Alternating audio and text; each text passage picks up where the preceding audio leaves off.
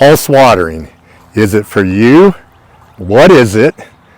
And is it something we think is worthwhile? And I'll give you just a little bit of a spoiler. Definitely think it is. So typically you see Shauna doing these videos, but surprise, you have me on this one. Normally I'm in the background. I'm sure you'll see after this video why I'm always in the background and not doing these videos.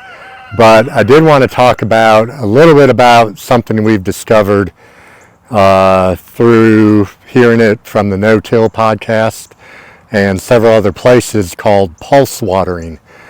And as a year two flower farmer, we're still in that, kind of that situation where every year we're learning.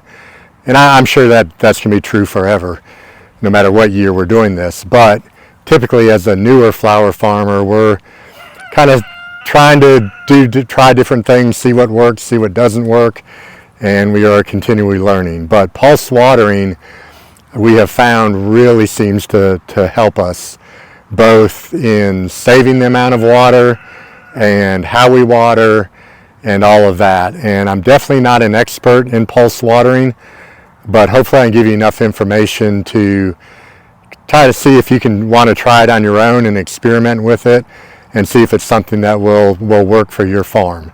So the first thing I'm going to do is just very briefly go through the type watering system that we have.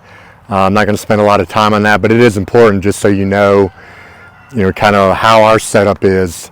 And then I'll kind of go through the specifics of what is pulse watering, how it works. Definitely not going to get scientific because I don't know that much about it.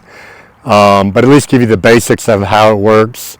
And again, that might help you decide if it's something you want to try.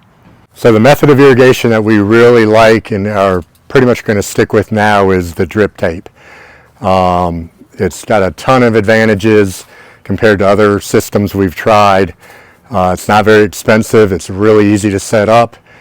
Once you have it set up, it's really easy to operate. So that's what we use. It is not hooked up to my rainwater tanks here, which I really wish it was, but I have yet to find a pump that works good with a low pressure system.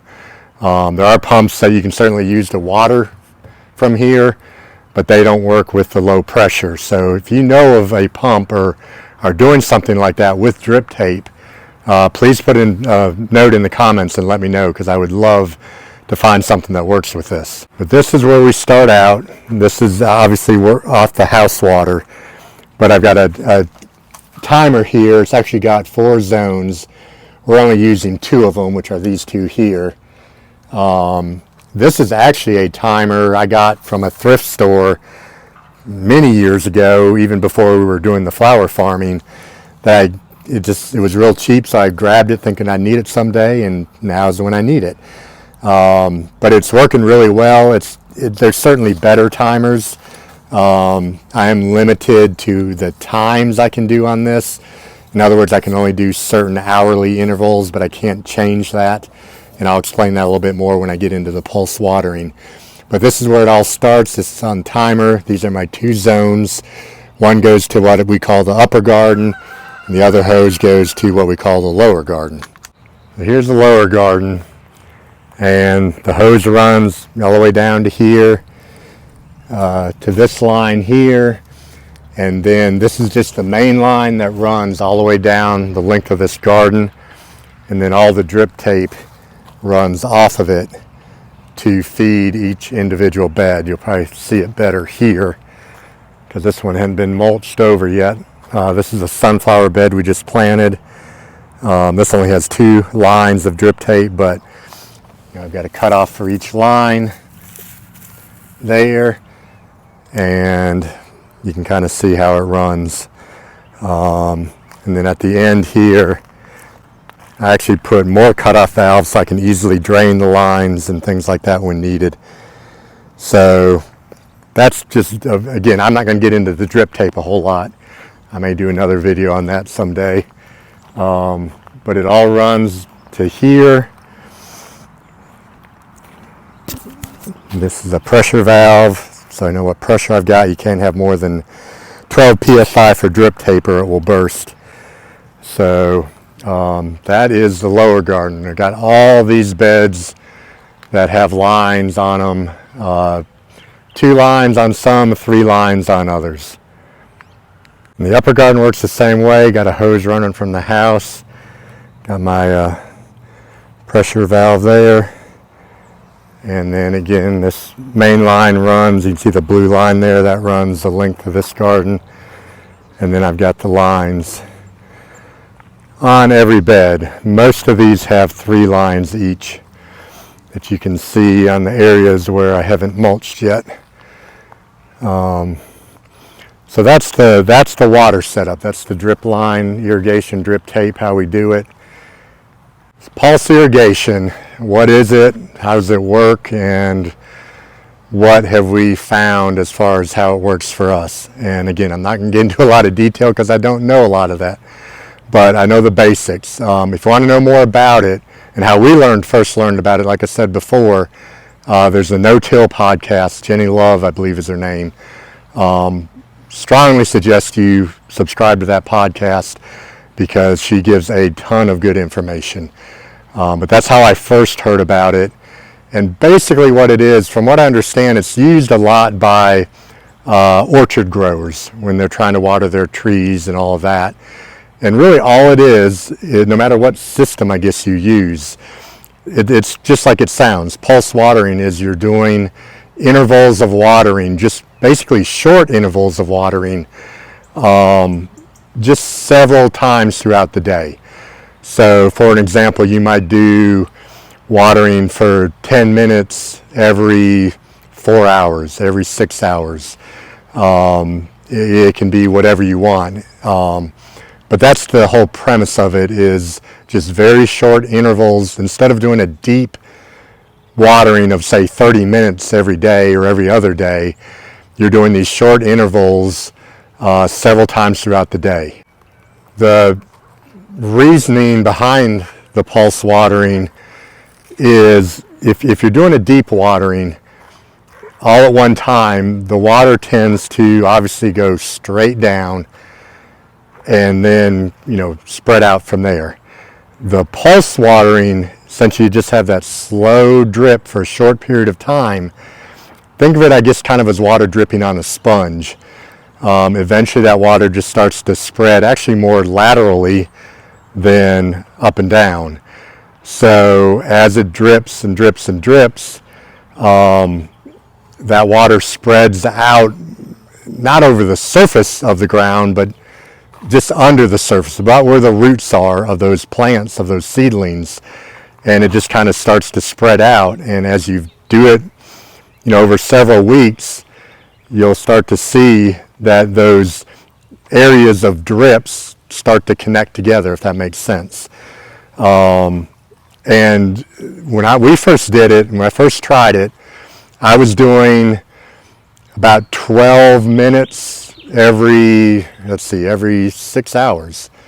So the timer was set for 6 in the morning, 12 in the afternoon, 6 at night, and then 12 a.m. So, and that's the only way, again, I can do that timer. I could only do those kind of intervals. And I thought there's no way that was going to be enough watering. And when you first do it, and you just see those little bit of drips for 10 or 12 minutes, and then it shuts off, you kind of think that, again, this is not going to work. But if you stick with it and give it at least a week or two, you'll be surprised in some of these beds how I would see, especially beds I hadn't mulched yet, how I'd start to see, first you'd see just the individual marks, like that tape's every, I think, 8 inches. You just see those marks, a little circle where the drips were dripping. But then I noticed after about a week that almost that whole bed was dark with water. And all that was just kind of going together. And then I realized, believe it or not, even though I was only doing 10 to 12 minutes every 6 hours, I would start to see, like down here, I'd actually see some water running off in the yard. And that's when I realized that this was working, and I actually was even overwatering at that point. So I knocked it down to, I think it was about 8 minutes. and I still was seeing the same thing. So now what I'm doing is I'm doing 5 minutes, still every 6 hours, every day. And even that may still be too much. But the funny thing is, on this system, it takes about a minute for the pressure to build up where every line is pressurized like it should be. So really, in theory, I'm probably only watering technically for probably about 4 minutes in each bed. And it definitely is working. I mean, we have proved that to ourselves. We've had a ton of rain here recently, thank goodness, so well, hopefully not too much, but we haven't even had to water for the past probably 2 weeks at least. But before that, definitely when it was a little bit drier, there was no doubt that this was working. So this is a brand new bed. We just put some compost over here. We had snapdragons in. So I haven't been watering on this yet, and obviously we haven't planted anything. But as I explained before, if I can kind of show it this way, like here's a drip. This is almost 12 inches, I think. But you know, it would drip here, and you'd start to see, you know, a dark circle after I water, about that big. And then the next day it'd actually be a little bit bigger, and then so on and so forth, until all these circles started to connect together. And then I realized that this bed is actually getting plenty of water. The good thing is it was staying in this top probably 4 inches or so, instead of just running straight down and then running off into the yard. So that's the big advantage. You do not have to water as much. It takes a lot less water, and I think it's way better for your plants. We're still experimenting with it. That's kind of the thing you've got to do yourself. Is it all is going to depend on the type system you have, how many lines you have in each bed, the type of soil obviously is very important. But you just experiment with it, and you'll kind of find that perfect point where, as far as the amount of time each time and how many times you do it each day.